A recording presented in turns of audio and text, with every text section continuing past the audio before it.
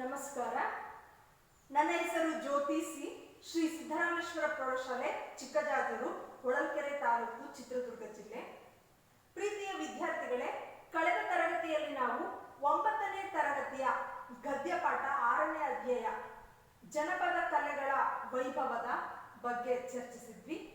ಜನಪದ ಕಲೆಗಳ ವೈಭವ ಗದ್ಯಪಾಠದಲ್ಲಿ ಪ್ರವೇಶ, ಕೃತಿಕಾರರ ಪರಿಚಯ, ಆಶಯ ಭಾವ, ಪದಗಳ ಅರ್ಥ, ಟಿಪ್ಪಣಿ ಇವುಗಳ ಬಗ್ಗೆ ಚರ್ಚಿಸಿದ್ವಿ ವಿದ್ಯಾರ್ಥಿಗಳೇ. ಗೃಹಪಾಠವನ್ನ ಕೊಟ್ಟಿದ್ದೆ. ಗೃಹಪಾಠವನ್ನ ನೀವು ಮಾಡಿದಿರಾ ಚೆನ್ನಾಗಿ ಅಂತ ಭಾವಿಸ್ತಾ ಈ ದಿನದ ತರಗತಿಯನ್ನ ಪ್ರಾರಂಭಿಸ್ತೇನೆ. ಈ ದಿನದ ತರಗತಿಯಲ್ಲಿ ವೀರಗಾಸೆ ಜನಪದ ಕಲೆ ಮತ್ತು ಕಂಸಾಳೆ ಜನಪದ ಕಲೆಗಳ ಬಗ್ಗೆ ಚರ್ಚಿಸೋಣ.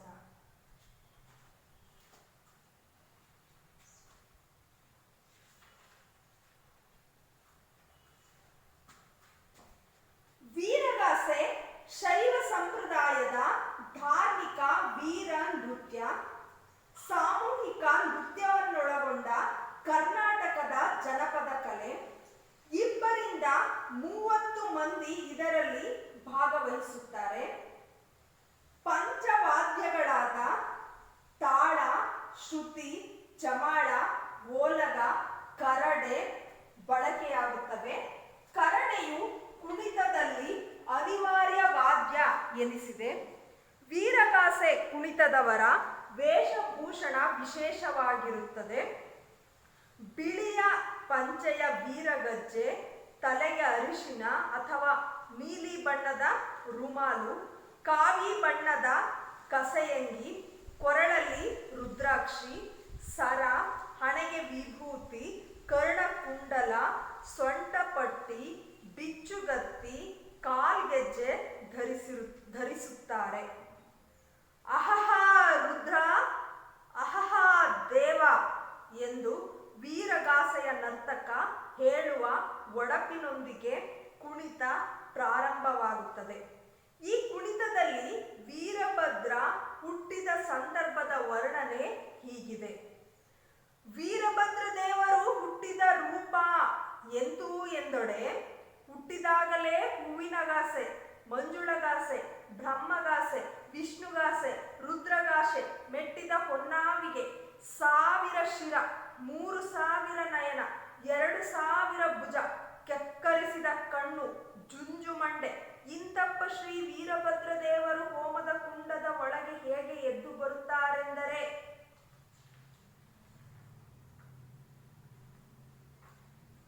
ಚಮಾಳ ಹಾಗೂ ಕರಡೆಯ ಬಡಿತ ಇವರ ಕುಣಿತಕ್ಕೆ ಸ್ಫೂರ್ತಿ ನೀಡುತ್ತವೆ. 4-5 ಗತಿಗಳಿರುವ ವೀರಗಾಸೆಯ ಕುಣಿತದಲ್ಲಿ ಒಂದೊಂದು ಗತಿಯ ಕುಣಿತದ ಆನಂತರ ಮತ್ತೊಬ್ಬ ನರ್ತಕ ಒಡಪು ಹೇಳುತ್ತಾನೆ. ಒಡಪು ಮುಗಿಯುತ್ತಿದ್ದಂತೆ ವಾದ್ಯಗಳ ಬೋರ್ಗರೆತದೊಂದಿಗೆ ಮುಂದಿನ ಗತಿಯ ಕುಣಿತ ಪ್ರಾರಂಭವಾಗುತ್ತದೆ. ಗತಿಯಿಂದ ಗತಿಗೆ ಕುಣಿತ ಬಡಿತಗಳ ವೇಗ ಹೆಚ್ಚುತ್ತಾ ಹೋಗುತ್ತದೆ. ವೀರಭದ್ರನ ಕುಣಿತ ಒಬ್ಬ ವ್ಯಕ್ತಿಯ ಕುಣಿತ. ವೀರಗಾಸೆ ಸಾಮೂಹಿಕ ನೃತ್ಯ. ವೀರಭದ್ರ ಕುಣಿತಕ್ಕೆ ದಕ್ಷಿಣ ಕರ್ನಾಟಕ ಪ್ರದೇಶದಲ್ಲಿ ಲಿಂಗಬೀರ, ಲಿಂಗಧೀರ, ಲಿಂಗವೀರ ಕುಣಿತವೆಂದು ಹೆಸರಿದೆ.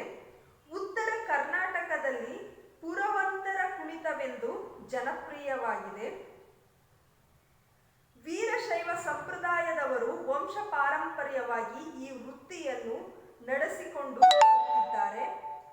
ವೀರಭದ್ರ ವೇಷಧಾರಿ, ದಕ್ಷಯಾಗ, ವೀರಭದ್ರನ ಜನನ ಮತ್ತು ವೀರಭದ್ರನ ವಿಜಯ ಮುಂತಾದ ಒಡಪುಗಳನ್ನು ಹೇಳುತ್ತಾನೆ. ಇದಕ್ಕೆ ಖಡ್ಗ ಎಂದು ಕರೆಯುತ್ತಾರೆ. ಉತ್ತರ ಕರ್ನಾಟಕದಲ್ಲಿ ಒಡಪು ಎನ್ನುವರು. ಮತ್ತೊಬ್ಬ ವ್ಯಕ್ತಿ ಭಲರೇ ವೀರ, ಅಹಹಾ ವೀರ ಎಂದು ಕಾಕು ಹೇಳುತ್ತಾ, ಜಾಗಟೆ ಬಡಿಯುತ್ತಾ ನಿಧಾನವಾಗಿ ವೀರಭದ್ರನ ಸುತ್ತ ತಿರುಗುತ್ತಾನೆ. ಸಾಮಾನ್ಯವಾಗಿ ಮದುವೆ, ಗೃಹ ಪ್ರವೇಶ, ಜಾತ್ರೆ, ಉತ್ಸವ, ಹಬ್ಬ ಹರಿದಿನಗಳಲ್ಲಿ ವೀರಭದ್ರನ ಕುಣಿತ ಏರ್ಪಡಿಸುತ್ತಾರೆ. ವೀರಗಾಸೆ ಸಾಮಾಜಿಕ ಸಂದರ್ಭಗಳಲ್ಲಿ ಮನೋರಂಜನೆಗಾಗಿಯೂ ಬಳಕೆಯಾಗುತ್ತಿದೆ. ಕುಣಿತ ನೋಡುವವರಿಗೆ ರೋಮಾಂಚನವನ್ನುಂಟು ಮಾಡುತ್ತದೆ.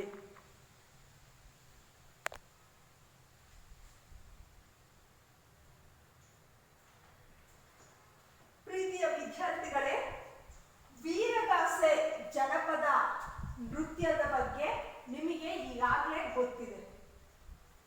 ಊರುಗಳಲ್ಲಿ ಹಲವಾರು ಸಂದರ್ಭಗಳಲ್ಲಿ ನೀವು ವೀರಗಾಸೆಯನ್ನ ಆಡೋದನ್ನ, ವೀರಗಾಸೆ ನೃತ್ಯ ಮಾಡೋದನ್ನ ನೀವು ನೋಡಿದಿರ ವಿದ್ಯಾರ್ಥಿಗಳೇ. ಮತ್ತೆ ಈ ಪ್ರತಿಭಾ ಕಾರಂಜಿಗಳಲ್ಲಿ ನಮ್ಮ ಶ್ರೀ ತರಳುಬಾಳು ಜಗದ್ಗುರು ಶ್ರೀಮಠದ ಜಾನಪದ ಸಿರಿ ಸಂಭ್ರಮ ಅಂತಂದು ಆಚರಿಸಿದ್ವಿ. ಅದರಲ್ಲೆಲ್ಲರೂ ನೀವು ಕೂಡ ನೋಡಿದಿರಾ ವೀರಗಾಸೆ ನೃತ್ಯವನ್ನ ಮಾಡೋದನ್ನ. ಮತ್ತೆ ಈ ಜಾನಪದ ಸಿರಿ ಸಂಭ್ರಮದಲ್ಲಿ ಭಾಗವಹಿಸಿದಂತಹ ಹಲವಾರು ವಿದ್ಯಾರ್ಥಿಗಳು ಈಗೊಂದು 2 ವರ್ಷಗಳಿಂದನೂ ಕೂಡ ನೀವು ನೋಡಿದಿರ ವಿದ್ಯಾರ್ಥಿಗಳೇ ವೀರಗಾಸೆ ನೃತ್ಯವನ್ನ, ವೇಷಭೂಷಣವನ್ನ. ಮತ್ತೆ ನಮ್ಮ ಶಾಲೆಯಲ್ಲಿಯೂ ಕೂಡ ಪ್ರತಿಭಾ ಕಾರಂಜಿನಲ್ಲಿ ಮತ್ತೆ ವಾರ್ಷಿಕೋತ್ಸವದ ಸಂದರ್ಭದಲ್ಲಿ ವೀರಗಾಸೆ ನೃತ್ಯವನ್ನ ಮಾಡಿಸಿದ್ವಿ. ಅದನ್ನು ಕೂಡ ನೀವು ನೋಡಿದಿರ ವಿದ್ಯಾರ್ಥಿಗಳೇ. ಹಾಗಾಗಿ ನಿಮಗೆ ಇದು ಪರಿಚಯ ಇರುವಂತಹ ಜನಪದ ಕಲೆ. ವೀರಗಾಸೆ ಶೈವ ಸಂಪ್ರದಾಯದ ಧಾರ್ಮಿಕ ವೀರ ನೃತ್ಯ. ವೀರಗಾಸೆ ಅನ್ನುವಂಥದ್ದು ಶೈವ ಸಂಪ್ರದಾಯ, ಶಿವನನ್ನ ಆರಾಧಿಸುವಂತಹ ಶೈವ ಸಂಪ್ರದಾಯದ ಧಾರ್ಮಿಕ ವೀರ ನೃತ್ಯ, ಒಂದು ಧರ್ಮದ ವೀರ ನೃತ್ಯ. ಸಾಮೂಹಿಕ ನೃತ್ಯವನ್ನೊಳಗೊಂಡ ಕರ್ನಾಟಕದ ಜನಪದ ಕಲೆ. ಸಾಮೂಹಿಕ ನೃತ್ಯ ಅಂದ್ರೆ ಒಬ್ಬರಿಗಿಂತ ಹೆಚ್ಚು ಜನ ಈ ನೃತ್ಯವನ್ನ ಮಾಡಬಹುದು. ಸಾಮೂಹಿಕ ನೃತ್ಯವನ್ನೊಳಗೊಂಡ ಕರ್ನಾಟಕದ ಜನಪದ ಕಲೆ. 2 ರಿಂದ 30 ಮಂದಿ ಇದರಲ್ಲಿ ಭಾಗವಹಿಸುತ್ತಾರೆ. 2 ರಿಂದ ಎಷ್ಟು ಮಂದಿ ಭಾಗವಹಿಸುತ್ತಾರೆ? 30 ಮಂದಿ ವೀರಗಾಸೆ ನೃತ್ಯದಲ್ಲಿ ಭಾಗವಹಿಸುತ್ತಾರೆ. ಪಂಚವಾದ್ಯಗಳಾದ ತಾಳ. ತಾಳ ಅಂದ್ರೆ ಗೊತ್ತಿದೆ ವಿದ್ಯಾರ್ಥಿಗಳೇ ನಿಮಗೆ, ಲೋಹದಲ್ಲಿ ಮಾಡಿರುವಂತಹ ಒಂದು ನಾದ ಸ್ವರ, ಸಂಗೀತ ಸ್ವರ, ಒಂದು ಸ್ವರ ಬರುವಂತಹ ಒಂದು ತಾಳ.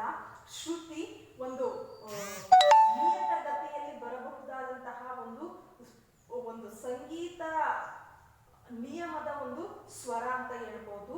ಚಮಾಲ, ಚರ್ಮವಾದ್ಯದಿಂದ ಮಾಡಿದಂತಹ ಒಂದು ವಾದ್ಯ. ಓಲಗ, ಓಲಗವು ಕೂಡ ಒಂದು ಸಂಗೀತ ವಾದ್ಯ.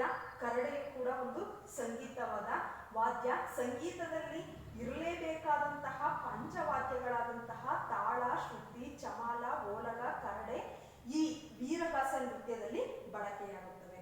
ಕರಡೆಯು ಕುಣಿತದಲ್ಲಿ ಅನಿವಾರ್ಯ ವಾದ್ಯ ಎನಿಸಿದೆ. ಅನಿವಾರ್ಯವಾಗಿ ಕರಡೆಯನ್ನ ನಾವು ಬಳಸಲೇಬೇಕಾಗುತ್ತದೆ. ಕರಡೆ ಇಲ್ಲ ಅಂತಂದ್ರೆ ಈ ನೃತ್ಯ ಸಂಪೂರ್ಣವಾಗೋದಿಲ್ಲ.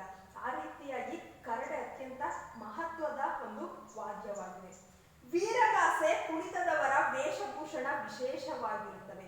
ವೀರಗಾಸೆ ಕುಣಿತದವರ ವೇಷಭೂಷಣ ಅತ್ಯಂತ ವಿಶೇಷವಾಗಿರುತ್ತೆ. ನೋಡಿದ ತಕ್ಷಣ ಒಂದು ವೀರರಸ ಬರ್ತಾ ಇರುವಂತದ್ದೇ. ಕಣ್ಣುಗಳನ್ನು ನೋಡಿದ್ರೆ, ಮುಖವನ್ನು ನೋಡಿದ್ರೆ, ವೇಷಭೂಷಣವನ್ನ ನೋಡಿದ್ರೆ ಒಂದು ವೀರರಸ ಪ್ರಧಾನವಾದಂತಹ ವೇಷಭೂಷಣಗಳನ್ನ ನಾವು ನೋಡಬಹುದು. ಬಿಳಿಯ ಪಂಚೆಯ ವೀರಗಜ್ಜೆ. ವೀರಭದ್ರ ನೃತ್ಯವನ್ನ ಮಾಡೋದಕ್ಕೆ, ವೀರಗಾಸೆಯನ್ನ ಮಾಡೋದಕ್ಕೆ ಹಾಕೊಂಡಿರ್ತಾರಲ್ಲ, ಅವರ ವೇಷಭೂಷಣದಲ್ಲಿ ಬಿಳಿಯ ಪಂಚೆಯ ವೀರಗಜ್ಜೆ. ವೀರಗಜ್ಜೆ, ಗಜ್ಜೆ ಹಾಕೊಳ್ಳೋದಂತ ಗೊತ್ತಾಗುತ್ತಲ್ಲ ವಿದ್ಯಾರ್ಥಿಗಳೇ, ಕೋಲಾಟಗಳಲ್ಲಿ ಎಲ್ಲ ಮಾಡುವಾಗ, ಮದುವೆಗಳಲ್ಲಿ ಎಲ್ಲ ಹಾಕೊಂತಾರಲ್ಲ ಗಜ್ಜೆಯನ್ನ. ಬಿಳಿಯ ಪಂಚೆಯ ವೀರಗಜ್ಜೆ. ತಲೆಗೆ ಅರಿಸಿನ ಅಥವಾ ನೀಲಿ ಬಣ್ಣದ ರುಮಾಲು. ತಲೆಗೆ ಏನಾಕಿರ್ತಾರೆ? ಅರಿಸಿನ. ಅರಿಸಿನ ಅಂದ್ರೆ ಗೊತ್ತಾಗುತ್ತಲ್ಲ ವಿದ್ಯಾರ್ಥಿಗಳೇ, ಅರಿಸಿನ ಅಥವಾ ನೀಲಿ ಬಣ್ಣದ ರುಮಾಲು. ತಲೆಗೆ ಒಂದು ಟವಲನ್ನ ಸುತ್ತಕೊಂಡಿರ್ತಾರೆ, ಬಟ್ಟೆಯನ್ನ ಸುತ್ತಿಕೊಂಡಿರ್ತಾರೆ. ಕಾವಿ ಬಣ್ಣದ ಕಸೆಯಂಗಿ. ಕಾವಿ ಬಣ್ಣ ಗೊತ್ತಲ್ಲ ವಿದ್ಯಾರ್ಥಿಗಳೇ, ಕಾವಿ ಬಣ್ಣದ ಒಂದು ಕಸೆಯಂಗಿ. ಕೊರಳಲ್ಲಿ ರುದ್ರಾಕ್ಷಿ. ವೀರಗಾಸೆಯನ್ನ ಮಾಡುವಂತವರ ಕೊರಳಲ್ಲಿ ಏನಿರುತ್ತೆ? ರುದ್ರಾಕ್ಷಿ. ಸರ, ರುದ್ರಾಕ್ಷಿ ಸರ. ಹಣೆಗೆ ವಿಭೂತಿ. ಹಣೆಗೆ ಒಂದು ಎದ್ದು ಕಾಣುವ ರೀತಿಯಲ್ಲಿ ಒಂದು 3 ಬಟ್ಟಿನ ವಿಭೂತಿಯನ್ನ ಇಟ್ಕೊಂಡಿರೋದನ್ನ ನೋಡಬಹುದು. ಕರ್ಣಕುಂಡಲ. ಕಿವಿಗಳಲ್ಲಿ ಕರ್ಣಕುಂಡಲಗಳನ್ನ ಹಾಕೊಂಡಿರ್ತಾರೆ. ಸೊಂಟ ಪಟ್ಟಿ. ಸೊಂಟಕ್ಕೆ ಪಟ್ಟಿಯನ್ನ ಹಾಕೊಂಡಿರ್ತಾರೆ. ಬಿಚ್ಚುಗತ್ತಿಯನ್ನ ಹಿಡಿದಿರ್ತಾರೆ. ಕಾಲ್ಗೆಜ್ಜೆ. ಕಾಲಿಗೆ ಶಬ್ದ ಬರುವಂತಹ, ಒಂದು ಸ್ವರ ಬರುವಂತಹ ಕಾಲ್ಗೆಜ್ಜೆಯನ್ನ ಧರಿಸಿರುತ್ತಾರೆ.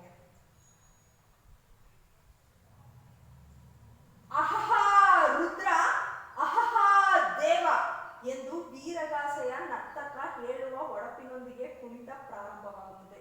ಈ ವೀರಗಾಸೆಯ ಕುಣಿತ ಹೇಗೆ ಪ್ರಾರಂಭವಾಗುತ್ತದೆ?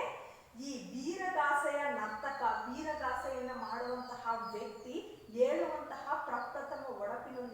ವೀರಗಾಸೆ ನೃತ್ಯ ಪ್ರಾರಂಭವಾಗುತ್ತದೆ. ಈ ಕುಣಿತದಲ್ಲಿ ವೀರಭದ್ರ ಹುಟ್ಟಿದ ಸಂದರ್ಭದ ವರ್ಣನೆ ಹೀಗಿದೆ. ಈ ಕುಣಿತದಲ್ಲಿ ವಿಶೇಷವಾಗಿ ವೀರಗಾಸೆಯನ್ನ ಮಾಡುವಂತಹ ಸಂದರ್ಭದಲ್ಲಿ ವೀರಭದ್ರ ದೇವರು ಹುಟ್ಟಿದಂತಹ ಈ ಒಡಪು ಇದ್ದೇ ಇರುತ್ತೆ. ಈ ಒಡಪು ಹೇಗಿರುತ್ತೆ ಅಂದ್ರೆ, ವೀರಭದ್ರ ದೇವರು ಹುಟ್ಟಿದ ರೂಪ ಎಂತೂ ಎಂದೊಡೆ, ಹುಟ್ಟಿದಾಗಲೇ ಹೂವಿನಗಾಸೆ, ಮಂಜುಳಗಾಸೆ, ಬ್ರಹ್ಮಗಾಸೆ, ವಿಷ್ಣುಗಾಸೆ, ರುದ್ರಗಾಸೆ, ಮೆಟ್ಟಿದ ಹೊನ್ನಾವಿಗೆ, 1000 ಶಿರ, 3000 ನಯನ, 2000 ಭುಜ, ಕೆಕ್ಕರಿಸಿದ ಕಣ್ಣು, ಜುಂಜುಮಂಡೆ. ಇಂತಪ್ಪ ಶ್ರೀ ವೀರಭದ್ರ ದೇವರು ಹೋಮದ ಕುಂಡದ ಒಳಗೆ ಹೇಗೆ ಬರುತ್ತಾರೆಂದರೆ, ಹೀಗೆ ಇದು ಒಡಪು ಮುಂದುವರಿತಾ ಹೋಗುತ್ತೆ. ವೀರಭದ್ರ ದೇವರು ಹುಟ್ಟಿದ ರೂಪ ಎಂತೂ ಎಂದೊಡೆ. ವೀರಭದ್ರ ದೇವರು ಹುಟ್ಟಿದಾಗ ಹೇಗಿದ್ರು, ಹೇಗೆ ಹುಟ್ಟಿದ್ರು ಅಂತಂದ್ರೆ, ಹುಟ್ಟಿದಾಗಲೇ ಹೂವಿನಗಾಸೆ, ಹುಟ್ಟಿದಾಗಲೇ ಹೂವಿನ ರಾಶಿಯಲ್ಲಿ ಹೂವಿನ ಒಂದು ಸ್ವಾಗತವನ್ನ ವೀರಭದ್ರ ದೇವರಿಗೆ ಕೊಡ್ತಾರೆ. ಮಂಜುಳಗಾಸೆ, ಮಂಜುಳ ಒಂದು ಸಂಗೀತ ಸ್ವರ, ನಾದ ಸ್ವರದೊಂದಿಗೆ, ಬ್ರಹ್ಮಗಾಸೆ, ವಿಷ್ಣುಗಾಸೆ, ರುದ್ರಗಾಸೆ, ಮೆಟ್ಟಿದ ಹೊನ್ನಾವಿಗೆ ಅಂದ್ರೆ ಬ್ರಹ್ಮ ವಿಷ್ಣು ಮಹೇಶ್ವರರು ಆಶೀರ್ವಾದ ಮಾಡುವಂತಹ ಒಂದು ಸಂದರ್ಭದಲ್ಲಿ ಎಲ್ಲಾ ದೇವರ ಆಶೀರ್ವಾದ ವೀರಭದ್ರ ದೇವರಿಗೆ ಸಿಗುತ್ತೆ. ಮೆಟ್ಟಿದ ಹೊನ್ನಾವಿಗೆ, ಮೆಟ್ಟಿದ ಅಂದ್ರೆ ಹುಟ್ಟಿದಾಗ್ತಿದ್ದಂಕನೆ ಬಂಗಾರದ ಚಪ್ಪಲಿಗಳನ್ನ, ಹೊನ್ನಿನ ಚಪ್ಪಲಿಗಳನ್ನ ಹಾಕಿಕೊಂಡಿರ್ತಾರೆ. 1000 ಶಿರ, ಅವರಿಗೆ ವೀರಭದ್ರ ದೇವರಿಗೆ ಎಷ್ಟು ಶಿರ ಇರುತ್ತೆ, ತಲೆಗಳಿರ್ತವೆ, 1000 ತಲೆಗಳು ಇರ್ತವೆ. 3000 ನಯನ, 3000 ಕಣ್ಣುಗಳು ಇರ್ತವೆ. 2000 ಭುಜ, 2000 ಭುಜಗಳು ಇರ್ತವೆ. ಕೆಕ್ಕರಿಸಿದ ಕಣ್ಣು, ಒಂದು ರೀತಿಯ ಆವೇಶವನ್ನ ಕಾರುವಂತಹ, ಕ್ರೋಧವನ್ನ ಕಾರುವಂತಹ, ಸಿಟ್ಟು ಕಾರುವಂತಹ ಕಣ್ಣು. ಜುಂಜುಮಂಡೆ, ಜುಂಜುಮಂಡೆ, ತಲೆಯ ಕೂದಲು ಹೇಗಿದ್ವು ಅಂದ್ರೆ ಜುಂಜುಮಂಡೆಯಾಗಿದ್ದು. ಇಂತಪ್ಪ ಶ್ರೀ ವೀರಭದ್ರ ದೇವರು ಹೋಮದ ಕುಂಡದ ಒಳಗೆ ಹೇಗೆ ಬರುತ್ತಾರೆಂದರೆ, ಹಾಗೆ ಮುಂದುವರಿತಾ ಹೋಗುತ್ತೆ ವೀರಭದ್ರ ದೇವರ ವೀರಗಾಸೆ ಅನ್ನುವಂಥದ್ದು. ಚಮಾಳ ಹಾಗೂ ಕರಡೆಯ ಬಡಿತ ಇವರ ಕುಣಿತಕ್ಕೆ ಸ್ಫೂರ್ತಿ ನೀಡುತ್ತವೆ. ಚಮಾಳೆ ಈ ಚರ್ಮದಿಂದ ಮಾಡಿದಂತಹ ವಾದ್ಯಗಳಾಗಿರುವಂತಹ ಚಮಾಳೆ ಮತ್ತು ಕರಡೆಯ ಬಡಿತ, ಅವುಗಳ ಒಂದು ಶಬ್ದ ಇವರ ಕುಣಿತಕ್ಕೆ, ವೀರಭದ್ರರ ಕುಣಿತಕ್ಕೆ ಸ್ಫೂರ್ತಿಯನ್ನ ನೀಡುತ್ತವೆ, ಒಂದು ರೀತಿಯ ಉತ್ಸಾಹವನ್ನ, ಸ್ಫೂರ್ತಿಯನ್ನ ನೀಡುತ್ತವೆ. 4-5 ಗತಿಗಳಿರುವ ವೀರಗಾಸೆಯ ಕುಣಿತದಲ್ಲಿ 4-5 ಗತಿಗಳು, ಒಂದು ರೀತಿಯ ಹಂತಗಳು, ಬದಲಾವಣೆಗಳು, ವಿಧಗಳು ಇರುವಂತಹ ವೀರಗಾಸೆಯ ಕುಣಿತದಲ್ಲಿ ಒಂದೊಂದು ಗತಿಯ ಕುಣಿತದ ಆನಂತರ ಮತ್ತೊಬ್ಬ ನರ್ತಕ ಒಡಪು ಹೇಳುತ್ತಾನೆ. ಒಂದೊಂದು ಆಯಾಮಗಳು ಮುಗಿದ ನಂತರ ಮತ್ತೆ ಒಡಪನ್ನ ಹೇಳ್ತಾರೆ. ಒಡಪು ಮುಗಿಯುತ್ತಿದ್ದಂತೆ ವಾದ್ಯಗಳ ಬೋರ್ಗರೆತದೊಂದಿಗೆ, ಒಂದು ಒಡಪು ಮುಗಿತಾ ಇದ್ದಂತಲೇ ಎಲ್ಲ ಈ ಚಮಾಳ, ಕರಡೆ ಎಲ್ಲ ವಾದ್ಯಗಳನ್ನ ಜೋರಾಗಿ ಬಡಿತಾರೆ. ಆ ಬೋರ್ಗರೆತ ಜೋರಾಗಿ ಬಡಿಯುವುದರೊಂದಿಗೆ ಮುಂದಿನ ಗತಿಯ ಕುಣಿತ ಪ್ರಾರಂಭವಾಗುತ್ತದೆ. ಮುಂದಿನ ಹಂತದ, ಮುಂದಿನ ಆಯಾಮದ ಕುಣಿತ ಪ್ರಾರಂಭವಾಗುತ್ತದೆ. ಗತಿಯಿಂದ ಗತಿಗೆ, ಒಂದು ಹಂತದ ನಂತರ ಮತ್ತೊಂದು ಹಂತಕ್ಕೆ, ಗತಿಯಿಂದ ಗತಿಗೆ ಕುಣಿತ, ಬಡಿತಗಳ ವೇಗ, ಒಂದು ವೇಗ ಏನಾಗುತ್ತೆ, ಹೆಚ್ಚುತ್ತಾ ಹೋಗುತ್ತದೆ ವೀರಗಾಸೆಯಲ್ಲಿ. ವೀರಭದ್ರನ ಕುಣಿತ ಒಬ್ಬ ವ್ಯಕ್ತಿಯ ಕುಣಿತ. ವೀರಭದ್ರನ ಕುಣಿತ ಎಂತಹ ಕುಣಿತ, ಒಬ್ಬ ವ್ಯಕ್ತಿಯ ಕುಣಿತ. ವೀರಗಾಸೆ ಸಾಮೂಹಿಕ ನೃತ್ಯ, ಆದರೆ ವೀರಗಾಸೆ ಅನ್ನುವಂಥದ್ದು ಸಾಮೂಹಿಕವಾದಂತಹ ನೃತ್ಯ.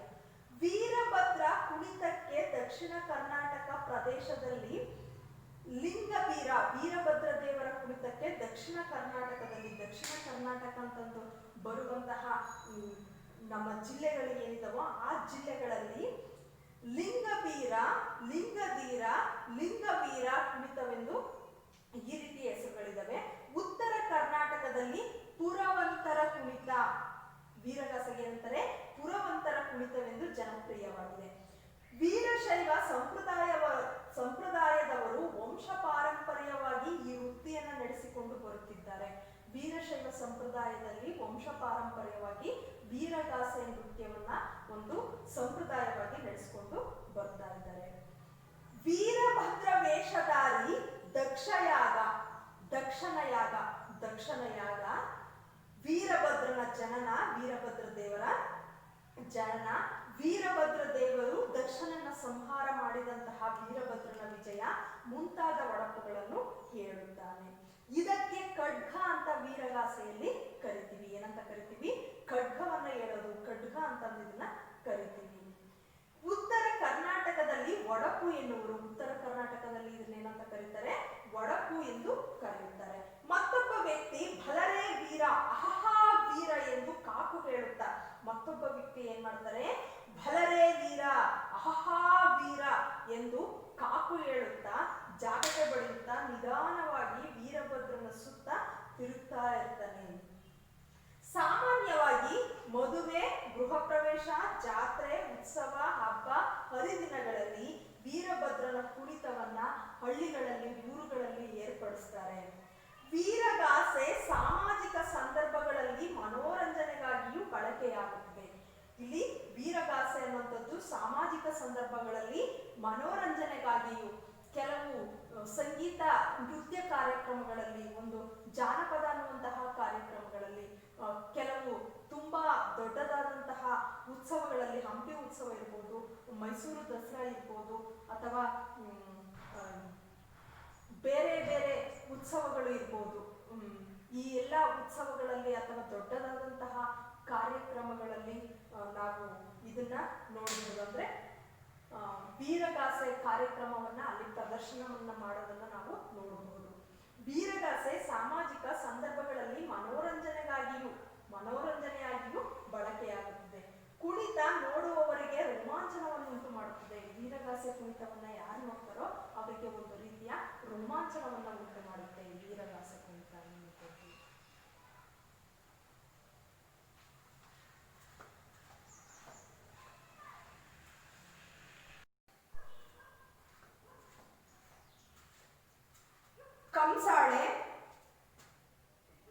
ಕಂಸಾಳೆ ಜನಪದ ಕಲೆಯ ಬಗ್ಗೆ ಸಂಕ್ಷಿಪ್ತವಾಗಿ ತಿಳಿದುಕೊಳ್ಳಲು ವಿದ್ಯಾರ್ಥಿಗಳೇ, ಕೂಗೋ ಕೂಗೋ ಮಾದೇವನ, ಕೂಗಯ್ಯ ದುಡ್ಡು ಮಾದೇವನ, ಕೂಗಿದರೆ ಕುಳಿಯುತ್ತ ಬರುವನು ಮಾದೇವ, ಕೂಗಯ್ಯ ಮುದ್ದು ಮಾದೇವನ, ಕೂಗೋ ಕೂಗೋ ಮಾದೇವನ, ಕೂಗಯ್ಯ ದುಡ್ಡು ಮಾದೇವನ, ಕೂಗೋ ಕೂಗೋ ಮಾದೇವನ, ಕೂಗಯ್ಯ ದುಡ್ಡು ಮಾದೇವನ, ಕೂಗಿದರೆ ಕುಳಿಯುತ್ತ ಬರುವನು ಮಾದೇವ, ಕೂಗಯ್ಯ ಮುದ್ದು ಮಾದೇವನ, ಕೂಗಯ್ಯ ಮುದ್ದು ಮಾದೇವನ, ಕೂಗೋ ಕೂಗೋ ಮಾದೇವನ, ಕೂಗಯ್ಯ ದುಂಡು ಮಾದೇವನ, ಕೂಗೋ ಕೂಗೋ ಮಾದೇವನ, ಕೂಗಯ್ಯ ದುಂಡು ಮಾದೇವನ.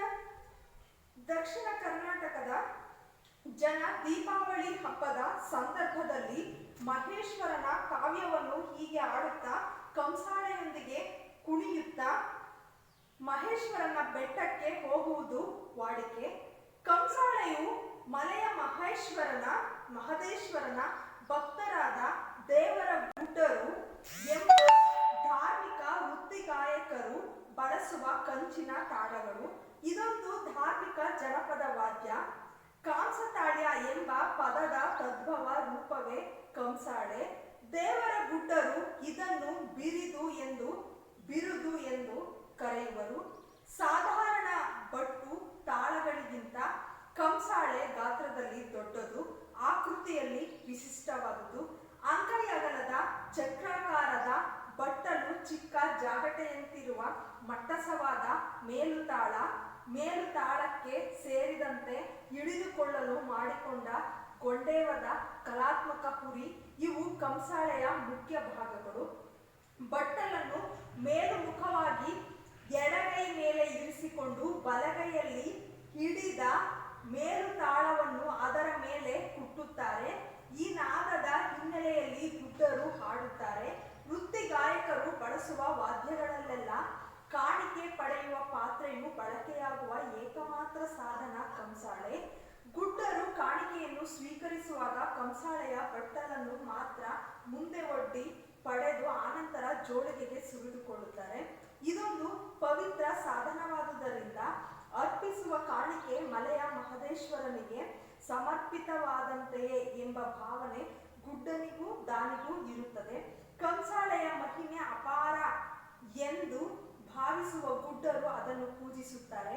ಕೈಗೆತ್ತಿಕೊಳ್ಳುವ ಮೊದಲು ಏಳ್ಮಲೆ ಎತ್ತಯ್ಯ ನಮ್ಮಪ್ಪಾಜಿ ಮಾಯ್ಕಾರ ಮಾದೇವ ನಿನ್ನ ಪಾದವೇ ಗತಿಗಳಪ್ಪ ಶರಣು ಶರಣಾರ್ಥಿ ಎಂದು ನಮಸ್ಕರಿಸಿ ಕಣ್ಣಿಗೊತ್ತಿಕೊಂಡು ಆನಂತರ ಬಾರಿಸಲು ಪ್ರಾರಂಭಿಸುವರು. ವಿದ್ಯಾರ್ಥಿಗಳೇ, ಕಂಸಾಳೆ ಎನ್ನುವಂತಹ ಜನಪದ ಕಲೆ, ಈ ತಾಳಗಳನ್ನ ಭಜನೆ ಮಾಡುವಂತಹ ಸಂದರ್ಭದಲ್ಲಿ ನೀವು ತಾಳಗಳನ್ನ ನೋಡಿದಿರ ವಿದ್ಯಾರ್ಥಿಗಳೇ. ಊರುಗಳಲ್ಲಿ ಶನಿ ಪುರಾಣಗಳನ್ನ ಹೇಳಿಸುವಾಗ ಅಥವಾ ಭಜನೆಗಳನ್ನ ಹಲವಾರು ಸಂದರ್ಭಗಳಲ್ಲಿ ಮಾಡುವಾಗ ನೀವು ತಾಳಗಳನ್ನ ನೋಡಿದ್ದೀರಾ, ಹಿತ್ತಾಳೆಯ ತಾಳಗಳನ್ನ ನೋಡಿದ್ದೀರಾ. ದಕ್ಷಿಣ ಕರ್ನಾಟಕದ ಜನ ದೀಪಾವಳಿ ಹಬ್ಬದ ಸಂದರ್ಭದಲ್ಲಿ ಮಹದೇಶ್ವರನ ಕಾವ್ಯವನ್ನು ಹೀಗೆ ಆಡುತ್ತಾ ಕಂಸಾಳೆಯೊಂದಿಗೆ ಕುಣಿಯುತ್ತಾ ಮಹದೇಶ್ವರನ ಬೆಟ್ಟಕ್ಕೆ ಹೋಗುವುದು ವಾಡಿಕೆ. ದಕ್ಷಿಣ ಕರ್ನಾಟಕದಲ್ಲಿ ದೀಪಾವಳಿ ಸಂದರ್ಭದಲ್ಲಿ ಈ ತಾಳಗಳನ್ನ ಬಳಸಿ ಕಂಸಾಳೆಯನ್ನ ಹಾಡುತ್ತಾ ಮಹದೇಶ್ವರನ ಬೆಟ್ಟಕ್ಕೆ ಹೋಗುವಂಥದ್ದು ವಾಡಿಕೆ, ಒಂದು ರೂಢಿಯಿಂದ ಬಂದಿರುವಂಥದ್ದು. ಕಂಸಾಳೆಯು ಮಲೆಯ ಮಹದೇಶ್ವರನ ಭಕ್ತರಾದ ದೇವರ ಗುಡ್ಡರು ಎಂಬ ಧಾರ್ಮಿಕ ವೃತ್ತಿಗಾಯಕರು. ಕಂಸಾಳೆಯು ಮಲೆಯ ಮಹದೇಶ್ವರನ ಭಕ್ತರಾದ ದೇವರ ಗುಡ್ಡರು ಎಂಬ ಧಾರ್ಮಿಕ ವೃತ್ತಿಗಾರರು ಬಳಸುವ ಕಂಚಿನ ತಾಳಗಳು. ಅಂದ್ರೆ ಮಲೆಯ ಮಹದೇಶ್ವರನ ಅತ್ಯಂತ ಪರಮ ಭಕ್ತರಾದಂತಹ ವೃತ್ತಿಗಾಯಕರು ಆಗಿರುವಂತಹ ಈ ದೇವರ ಗುಡ್ಡರು ಬಳಸುವಂತಹ ಈ ಕಂಚಿನ ತಾಳಗಳು. ಇದೊಂದು ಧಾರ್ಮಿಕ ಜನಪದ ವಾದ್ಯ. ತಾಳಗಳು ಅನ್ನುವಂಥದ್ದು ಧಾರ್ಮಿಕವಾದಂತಹ ಜನಪದ ವಾದ್ಯ. ಕಾಂಸತಾಳ್ಯ ಎಂಬ ಪದದ ತದ್ಭವ ರೂಪವೇ ಕಂಸಾಳೆ. ಕಾಂಸತಾಳ್ಯ ಎನ್ನುವಂತಹ ಪದದ ತದ್ಭವ ರೂಪವೇ ಏನು? ಕಂಸಾಳೆ. ದೇವರ ಗುಡ್ಡರು ಇದನ್ನು ಬಿರುದು ಎಂದು ಕರೆಯುವರು. ದೇವರ ಗುಡ್ಡರು ಇದನ್ನ ಏನಂತ ಕರೀತಾರೆ? ಬಿರುದು ಅಂತ ಕರೀತಾರೆ. ಯಾವುದನ್ನ? ಈ ತಾಳಗಳನ್ನ, ಕಂಸಾಳೆಯನ್ನ ಬಿರುದು ಅಂತಂದು ಕರೀತಾರೆ. ಕಂಸಾಳೆಯನ್ನ ಬಿರುದು ಅಂತ ಕರೀತಾರೆ. ಸಾಧಾರಣ ಬಟ್ಟು ತಾಳಗಳಿಗಿಂತ ಕಂಸಾಳೆ ಗಾತ್ರದಲ್ಲಿ ದೊಡ್ಡದು.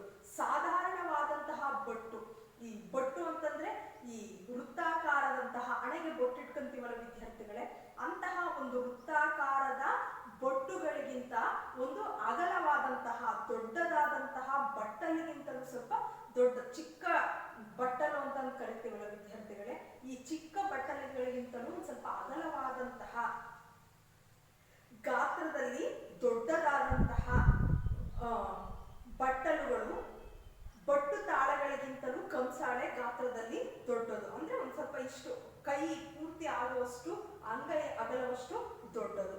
ಆಕೃತಿಯಲ್ಲಿ ವಿಶಿಷ್ಟವಾದುದು. ಅಂಗೈ ಅಗಲದ ಚಕ್ರಾಕಾರದ ಬಟ್ಟಲು. ಅಂಗೈ ಅಗಲದ ಚಕ್ರಾಕಾರದ ಬಟ್ಟಲು ಚಿಕ್ಕ ಜಾಗಟೆಯಂತಿರುವ ಮಟ್ಟಸವಾದ ಮೇಲುತಾಳ. ಇದು ಬಟ್ಟಲು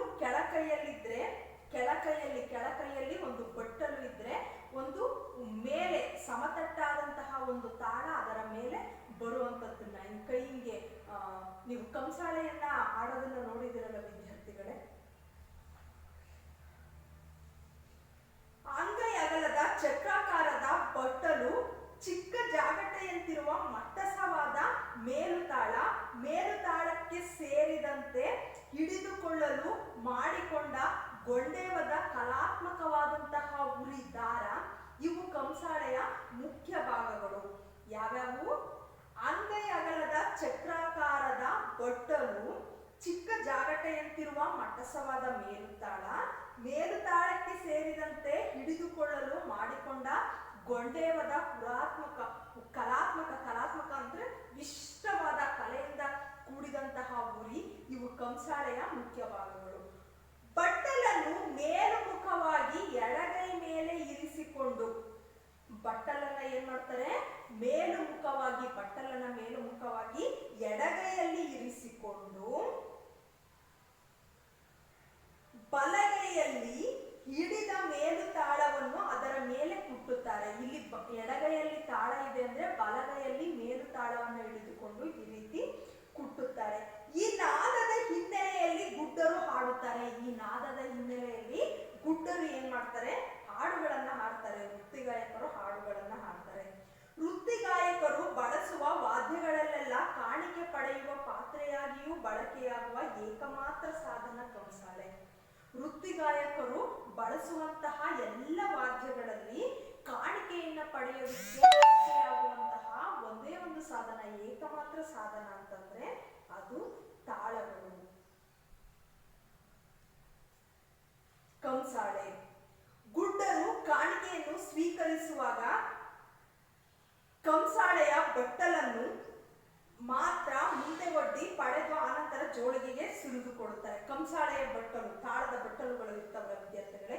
ಈ ಗುಡ್ಡರು ಕಾಣಿಕೆಯನ್ನು ಸ್ವೀಕರಿಸುವಾಗ ಕಂಸಾಳೆಯ ಬಟ್ಟಲನ್ನು ಮಾತ್ರ ಮುಂದೆ ಒಡ್ಡಿ ಪಡೆದು ಆನಂತರ ಜೋಳಿಗೆಗೆ ಸುರಿದುಕೊಡುತ್ತಾರೆ. ಇದೊಂದು ಪವಿತ್ರ ಸಾಧನವಾದುದರಿಂದ ಅರ್ಪಿಸುವ ಕಾಣಿಕೆ ಮಲೆಯ ಮಹದೇಶ್ವರನಿಗೆ ಅರ್ಪಿತವಾದಂತೆ ಸಮರ್ಪಿತವಾದಂತೆ ಎಂಬ ಭಾವನೆ ಗುಡ್ಡನಿಗೂ ದಾನಿಗೂ ಇರುತ್ತದೆ. ಇದೊಂದು ಪವಿತ್ರ ಸಾಧನವಾದುದರಿಂದ ಅರ್ಪಿಸುವ ಕಾಣಿಕೆ ಮಲೆಯ ಮಹೇಶ್ವರನಿಗೆ, ಅಂದ್ರೆ ಯಾರು ದಾನಿಗಳು ದಾನವನ್ನ ಕೊಡ್ತಾರೋ ಅವರು ಕಂಸಾಳೆಯ ಬಟ್ಟಲುಗಳಲ್ಲಿ ಕೊಟ್ಟಾಗ ಅದು ನೇರವಾಗಿ ಮಹದೇಶ್ವರನಿಗೆ ಸಮರ್ಪಿತವಾದಂತೆ ಎನ್ನುವಂತಹ ಭಾವ ಈ ಗುಡ್ಡರಿಗೂ ಮತ್ತು ದಾನಿಗಳಿಗೂ ಇಬ್ಬರಿಗೂ ಇರುವುದರಿಂದ ಈ ಕಂಸಾಳೆಯ ಮಹಿಮೆ ಅಪಾರ ಎಂದು ಭಾವಿಸುವ ಗುಡ್ಡರು ಅದನ್ನ ಪೂಜಿಸುತ್ತಾರೆ. ಕೈಗೆತ್ತಿಕೊಳ್ಳುವ ಮೊದಲು, ಕಂಸಾಳೆಗಳನ್ನ ಕೈಗೆತ್ತಿಕೊಳ್ಳುವ ಮೊದಲು ಏನಂತಾರೆ? ಹೇಮಲೆ ಎತ್ತಯ್ಯ ನಮ್ಮಪ್ಪಾಜಿ ಮಾತಾರ ಮಾದೇವ ನಿನ್ನ ಪಾದವೇ ಗತಿ ಕಣಪ್ಪ ಶರಣು ಶರಣಾರ್ಥಿ ಎಂದು ನಮಸ್ಕರಿಸಿ ಕೈಗೆತ್ತಿಕೊಂಡು ಆನಂತರ ಆ ತಾಳಗಳನ್ನ ಕಂಸಾಳೆಗಳನ್ನ ಬಾರಿಸಲು ಪ್ರಾರಂಭಿಸುತ್ತಾರೆ. ಭಜನೆ ಹಾಗೂ ಜಾತ್ರೆಗಳ ಸಂದರ್ಭದಲ್ಲಿ ಬಿಡಿ ಹಾಡುಗಳನ್ನು ಹೇಳಿಕೊಳ್ಳಲು ಮಾತ್ರವಲ್ಲದೆ ವಿಶೇಷ ಸಂದರ್ಭ ಹಾಗೂ ಹಬ್ಬ ಆಚರಣೆಗಳಲ್ಲಿ ಮೇಳವನ್ನು ನಡೆಸಲು ಹಾಗೂ ಬೀಸು ಕಂಸಾಳೆ ನೃತ್ಯದಲ್ಲಿ ಹಾಡಲು ಕುಣಿಯಲು ಕಂಸಾಳೆಯನ್ನು ಬಳಸುತ್ತಾರೆ.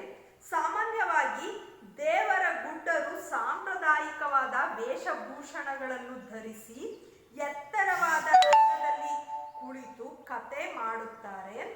ಇದನ್ನು ನಡೆಸಲು ಕೊನೆ ಪಕ್ಷ 3 ಗುಡ್ಡರಾದರೂ ಇರಬೇಕು. ಮೇಳದಲ್ಲಿ ಏಕತಾರಿ ದಮ್ಮಡಿಗಳನ್ನು ಹಿಮ್ಮೇಳದವರು ಬಳಸುತ್ತಾರೆ. ಮುಖ್ಯ ಗುಡ್ಡ ಮುಮ್ಮೇಳಗಾರ ಕಂಸಾಳೆಯನ್ನು ಹಿಡಿಯುವರು.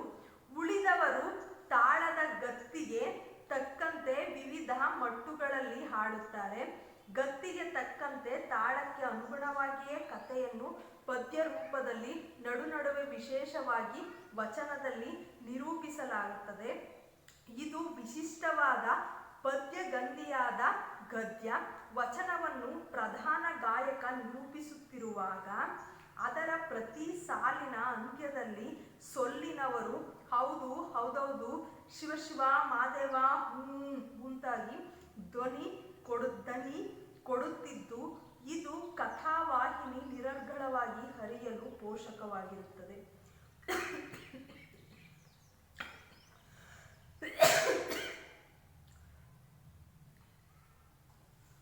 ಒಂದೊಂದು ಪುಟ್ಟ ಪಾದದ ಅಂತ್ಯದಲ್ಲಿ ಕಂಸಾಳೆಯನ್ನು ಬಾರಿಸಿದ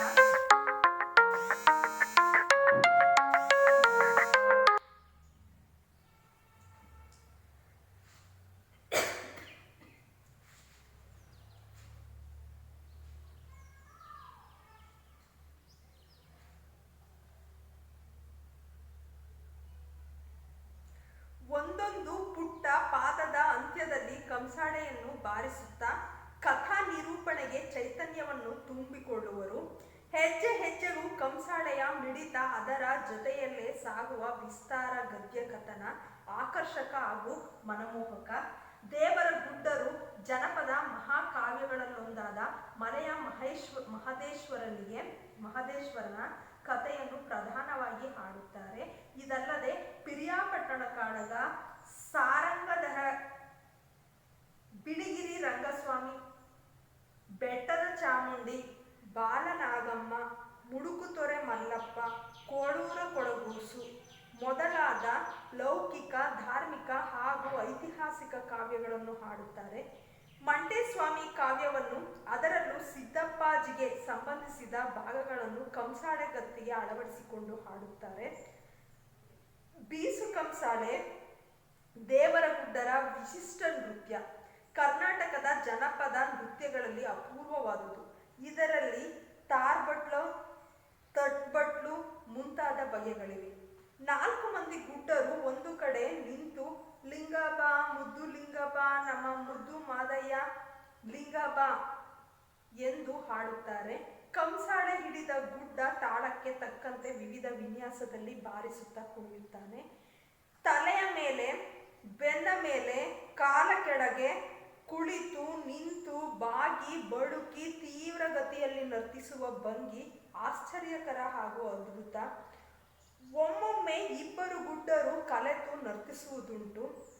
ಒಬ್ಬರ ಕಂಸಾಳೆಗೆ ಮತ್ತೊಬ್ಬರು ಕುಟ್ಟುತ್ತಾ ಕುಣಿಯುವ ವೈಖರಿ ಆಕರ್ಷಕವಾಗಿರುತ್ತದೆ. ಪ್ರೀತಿಯ ವಿದ್ಯಾರ್ಥಿಗಳೇ, ಕಂಸಾಳೆ ಜನಪದ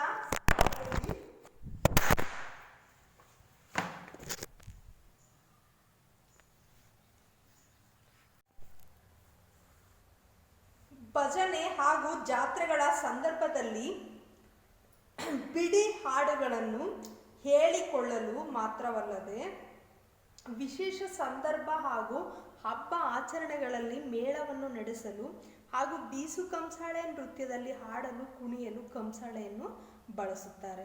ಕಂಸಾಳೆಗಳನ್ನು ನಾವು ಯಾವ್ಯಾವುದರಲ್ಲಿ ಬಳಸ್ತೀವಿ ವಿದ್ಯಾರ್ಥಿಗಳೇ? ಕಂಸಾಳೆಗಳನ್ನು ಅಂತ ಅಂದರೆ ಭಜನೆಗಳನ್ನು ಹಾಡುವಾಗ, ಊರುಗಳಲ್ಲಿ ಹಲವಾರು ಸಂದರ್ಭಗಳಲ್ಲಿ ಭಜನೆಗಳನ್ನು ಹಾಡುವಂತಹ ಸಂದರ್ಭಗಳಲ್ಲಿ, ಮತ್ತು ಜಾತ್ರೆಗಳ ಸಂದರ್ಭ, ಊರುಗಳಲ್ಲಿ ಚಿಕ್ಕ ಚಿಕ್ಕ ಜಾತ್ರೆಗಳನ್ನು ಮಾಡುವಾಗ ಊರಿನ ನಗರ ದೇವತೆ, ನಗರ ದೇವರು ಅಥವಾ ವಾಡಿಯಿಂದ ರೂಢಿಸ್ಕೊಂಡಿರುವಂತಹ ವರ್ಷಕ್ಕೊಂದು ಬಾರಿ, 2 ವರ್ಷಕ್ಕೊಂದು ಬಾರಿ, 5 ವರ್ಷಕ್ಕೊಂದು ಬಾರಿ ಈ ರೀತಿ ಜಾತ್ರೆಗಳು ನಡೆಯುವಂತಹ ಸಂದರ್ಭದಲ್ಲಿ ಬಿಡಿ ಬಿಡಿ ಹಾಡುಗಳನ್ನು, ಚಿಕ್ಕ ಚಿಕ್ಕ ಹಾಡುಗಳನ್ನು ಹೇಳಿಕೊಳ್ಳಲು ನಾವು ಕಂಸಾಳೆಗಳನ್ನು ಬಳಸ್ತೀವಿ. ಅಂದರೆ ಆ ಕಂಸಾಳೆಯ ತಾಳಗಳು ಏನು ಬರ್ತವೆ, ಹಿತ್ತಾಳೆಯ ತಾಳಗಳು, ಅವನ್ನ ಬಳಸ್ತೀವಿ.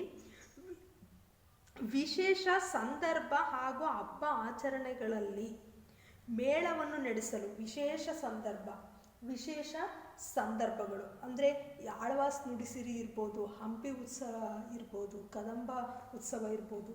ಈ ರೀತಿಯಲ್ಲಿ ನಾವು ವಿಶೇಷ ಸಂದರ್ಭಗಳಲ್ಲಿ, ವಿಶೇಷವಾದಂತಹ ಹಬ್ಬ ಆಚರಣೆಗಳಲ್ಲಿ ಮೇಳವನ್ನು ನಡೆಸಲು ಹಾಗೂ ಬೀಸು ಕಂಸಾಳೆ ನೃತ್ಯದಲ್ಲಿ ಹಾಡಲು, ಬೀಸು ಕಂಸಾಳೆಯ ನೃತ್ಯದಲ್ಲಿ ಹಾಡಲು, ಕುಣಿಯಲು ಕಂಸಾಳೆಗಳನ್ನು ಬಳಸ್ತಾರೆ ವಿದ್ಯಾರ್ಥಿಗಳೇ.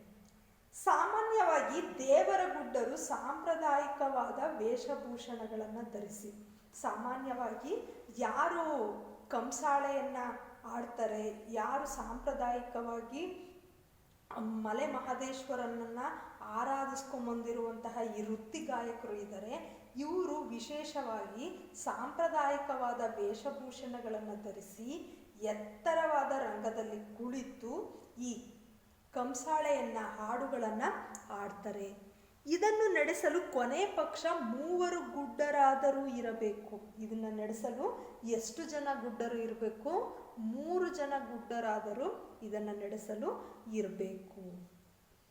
ಮೇಳದಲ್ಲಿ ಏಕತಾರಿ ದಮ್ಮಡಿಗಳನ್ನು, ಏಕತಾರಿ ತಂತಿ ವಾದ್ಯಗಳನ್ನು, ಏಕಸ್ವರಗಳನ್ನು, ಒಂದೇ ರೀತಿಯ ಸ್ವರಗಳು ಬರುವಂತಹ ಏಕತಾರಿಯನ್ನು, ದಮ್ಮಡಿಗಳನ್ನು, ಚರ್ಮದಿಂದ ಮಾಡಿದಂತಹ ಈ ದಮ್ಮಡಿಗಳನ್ನು ಹಿಮ್ಮೇಳದವರು ಬಳಸುತ್ತಾರೆ. ಮುಖ್ಯ ಗುಡ್ಡ ಮುಮ್ಮೇಳಗಾರ ಕಂಸಾಳೆಯನ್ನು ಹಿಡಿಯುವರು. ಮುಖ್ಯವಾದಂತಹ ಗುಡ್ಡ ಮತ್ತು ಮುಮ್ಮೇಳಗಾರ ಕಂಸಾಳೆಯನ್ನು ಹಿಡಿಯುವರು. ಉಳಿದವರು ತಾಳದ ಗತ್ತಿಗೆ, ಅದು ಏನು ತಾಳ, ಒಂದು ಸಂಗೀತ ವಾದ್ಯದ ಒಂದು ತಾಳ ಬರುತ್ತೋ ಅದರ ಗತ್ತಿಗೆ ತಕ್ಕಂತೆ ವಿವಿಧ ಮಟ್ಟುಗಳಲ್ಲಿ, ವಿವಿಧ ಒಂದು ಸ್ವರಗಳಲ್ಲಿ, ವಿವಿಧ ಮಟ್ಟುಗಳಲ್ಲಿ ಹಾಡುಗಳನ್ನು ಹಾಡ್ತಾರೆ. ಗತ್ತಿಗೆ ತಕ್ಕಂತೆ ತಾಳಕ್ಕೆ ಅನುಗುಣವಾಗಿಯೇ ಕಥೆಯನ್ನು ಪದ್ಯ ರೂಪದಲ್ಲಿ ನಡುವೆ ವಿಶೇಷವಾಗಿ ವಚನದಲ್ಲಿ ನಿರೂಪಿಸಲಾಗುತ್ತದೆ. ಗತ್ತಿಗೆ ತಕ್ಕಂತೆ, ಆ ತಾಳಕ್ಕೆ ತಕ್ಕಂತೆ, ಗತ್ತಿಗೆ ತಕ್ಕಂತೆ ತಾಳಕ್ಕೆ ಅನುಗುಣವಾಗಿಯೇ ಕಥೆಯನ್ನು ಪದ್ಯ ರೂಪದಲ್ಲಿ, ಕಥೆಯನ್ನು ಪದ್ಯ ರೂಪದಲ್ಲೂ ಹೇಳ್ತಾರೆ, ಕೆಲವು ಸಂದರ್ಭದಲ್ಲಿ ವಚನ ರೂಪದಲ್ಲಿಯೂ ಕೂಡ ನಿರೂಪಿಸಲಾಗುತ್ತದೆ, ಅಂದರೆ ಹೇಳಲಾಗುತ್ತದೆ. ಇದು ವಿಶಿಷ್ಟವಾದ ಪದ್ಯಗಂಧಿಯಾದ ಗದ್ಯ. ಕಂಸಾಳೆ ಅನ್ನುವಂಥದ್ದು ವಿಶಿಷ್ಟವಾಗಿ ಪದ್ಯಗಂಧಿಯಾದಂತಹ ಒಂದು ಗದ್ಯ. ವಚನವನ್ನು ಪ್ರಧಾನ ಗಾಯಕ ನಿರೂಪಿಸುತ್ತಿರುವಾಗ, ವಚನವನ್ನು ಅಂದರೆ ಮಾತುಗಳ ರೂಪದಲ್ಲಿ ಇರುವಂತಹ ಒಂದು ವೀರಭದ್ರ ದೇವರ ಒಂದು ಗಾಯನವನ್ನು ಪ್ರಧಾನ ಗಾಯಕ ನಿರೂಪಿಸುತ್ತಿರುವಾಗ ಅದರ ಪ್ರತಿ ಸಾಲಿನ ಅಂತ್ಯದಲ್ಲಿ ಸೊಲ್ಲಿನವರು ಹೌದು ಹೌದು ಹೌದು ಹೌದೌದು ಶುಶ್ವ ಮಾದೇವ ಹೂಂ ಮುಂತಾಗಿ ದನಿ ಕೊಡುತ್ತಿದ್ದು ಇದು ಕಥಾವಾಹಿನಿ ನಿರರ್ಗಳವಾಗಿ ಹರಿಯಲು ಪೋಷಕವಾಗಿರುತ್ತದೆ. ಕಥಾವಾಹಿನಿ ಏನು ಕಂಸಾಳೆಯನ್ನು ಆಡ್ತಾ ಇದ್ದಾರೋ ಗಾಯಕರು, ಅದು ನಿರರ್ಗಳವಾಗಿ ಸಾಗಲು ಇದು ಒಂದು ಪೋಷಕವಾಗಿರುತ್ತದೆ. ಏನು ಪ್ರಧಾನ ಗಾಯಕ ನಿರೂಪಿಸುತ್ತಿರುವಂತಹ ಸಂದರ್ಭದಲ್ಲಿ ಹಿಂದೆ ಸೊಲ್ಲಿನವರು ನುಡಿಸುವಂತಹ ಈ ಹೌದು ಹೌದೌದು ಶಿವ ಮಾದೇವ ಮುಂತಾದ ಧ್ವನಿಗಳು ಒಂದು ಪೋಷಕವಾಗಿರುತ್ತದೆ. ಒಂದೊಂದು ಪುಟ್ಟ ಪಾದದ ಅಂತ್ಯದಲ್ಲಿ ಕಂಸಾಳೆಯನ್ನು ಬಾರಿಸುತ್ತಾ ಕಥಾ ನಿರೂಪಣೆಗೆ ಚೈತನ್ಯವನ್ನು ತುಂಬಿಕೊಳ್ಳುವರು. ಒಂದೊಂದು ಪುಟ್ಟ ಪಾದದ ಅಂತ್ಯದಲ್ಲಿ, ಒಂದೊಂದು ಪುಟ್ಟ ಪಾದ ಚಿಕ್ಕದಾದ ಸಾಲುಗಳ ಕೊನೆಯಲ್ಲಿ ಕಂಸಾಳೆಯನ್ನು ಬಾರಿಸುತ್ತಾ, ಜೋರಾಗಿ ಕಂಸಾಳೆಯನ್ನು ಬಾರಿಸುತ್ತಾ ಕಥಾ ನಿರೂಪಣೆಗೆ ಚೈತನ್ಯವನ್ನು ಸ್ಫೂರ್ತಿಯನ್ನು ತುಂಬಿಕೊಳ್ಳುವರು. ಅಂದರೆ ಒಂದು 2-3 ಸಾಲುಗಳು ಆದ ನಂತರ ಕಂಸಾಳೆಯನ್ನು ಜೋರಾಗಿ ಬಾರಿಸಿ ಮತ್ತೆ ಅದನ್ನು ನಿಧಾನಕ್ಕೆ ಬಾರಿಸ್ತಾರೆ. ಹೆಜ್ಜೆ ಹೆಜ್ಜೆಗೂ ಕಂಸಾಳೆಯ ಮಿಡಿತ, ಅದರ ಜೊತೆಯಲ್ಲಿ ಸಾಗುವ ವಿಸ್ತಾರ ಗದ್ಯಕಥನ ಆಕರ್ಷಕ ಹಾಗೂ ಮನಮೋಹಕ. ಹೆಜ್ಜೆ ಹೆಜ್ಜೆಗೂ ಕಂಸಾಳೆಯ ಮಿಡಿತ ಏನು ಒಂದು ಸ್ವರಗಳು ಬರ್ತವೋ ಅದು, ಅದರ ಜೊತೆಯಲ್ಲಿ ಸಾಗುವ ವಿಸ್ತಾರವಾದ ಗದ್ಯಕಥನ, ಗದ್ಯದ ಒಂದು ಕತೆ ಆಕರ್ಷಕ ಮತ್ತು ಅತ್ಯಂತ ಮನಮೋಹಕ, ಮನಸ್ಸಿಗೆ ಇಷ್ಟ ಆಗುವಂಥದ್ದು ಮತ್ತು ಅತ್ಯಂತ ಆಕರ್ಷಕವಾಗಿ ಕೂಡ ಇರುವಂಥದ್ದು. ದೇವರ ಗುಡ್ಡರು ಜನಪದ ಮಹಾಕಾವ್ಯಗಳಲ್ಲೊಂದಾದ ಮಲೆಯ ಮಹದೇಶ್ವರನ ಕಥೆಯನ್ನು ಪ್ರಧಾನವಾಗಿ ಆಡುತ್ತಾರೆ. ದೇವರ ಗುಡ್ಡರು ಪ್ರಧಾನವಾಗಿ ಯಾವುದನ್ನು ಆಡ್ತಾರೆ ಅಂತಂದರೆ, ಜನಪದ ಮಹಾಕಾವ್ಯಗಳಲ್ಲಿ ಒಂದಾದಂತಹ ಮಲೆಯ ಮಹದೇಶ್ವರನ ಕಥೆಯನ್ನು ಪ್ರಧಾನವಾಗಿ ದೇವರ ಗುಡ್ಡರು ಆಡ್ತಾರೆ. ಇದಲ್ಲದೆ ಪಿರಿಯಾಪಟ್ಟಣ ಕಾಳಗ, ಸಾರಂಗಧರ ಮತ್ತು ಬಿಳಿಗಿರಿ ರಂಗಸ್ವಾಮಿ, ಬೆಟ್ಟದ ಚಾಮುಂಡಿ, ಬಾಲನಾಗಮ್ಮ, ಮುಡುಕುತೊರೆ ಮಲ್ಲಪ್ಪ, ಕೋಳೂರು ಕೊಡಗುಸು ಮೊದಲಾದ ಲೌಕಿಕ, ಈ ಭೂಮಿಯ ಮೇಲಿನ ಧಾರ್ಮಿಕ ಐತಿಹಾಸಿಕ ಕಾವ್ಯಗಳನ್ನು ದೇವರ ಗುಡ್ಡರು ಕಂಸಾಳೆಯಲ್ಲಿ ಹಾಡ್ತಾರೆ.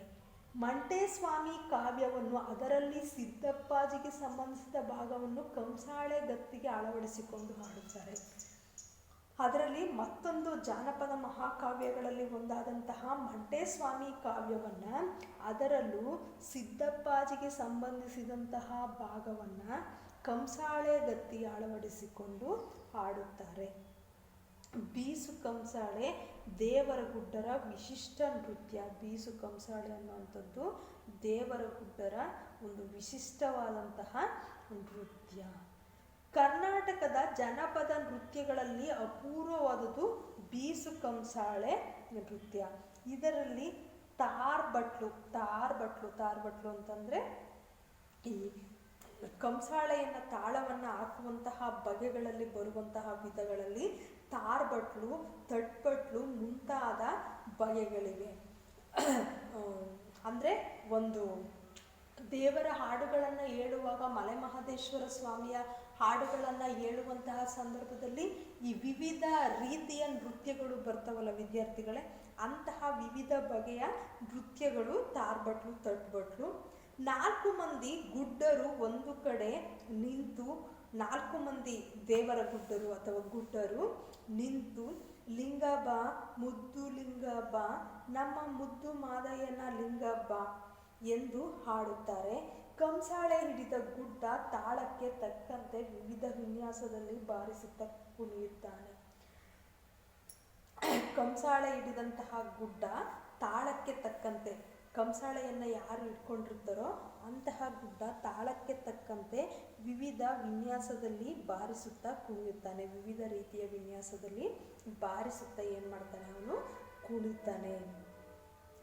ತಲೆಯ ಮೇಲೆ, ಬೆನ್ನ ಹಿಂದೆ, ಕಾಲ ಕೆಳಗೆ ಕುಳಿತು ನಿಂತು ಬಾಗಿ.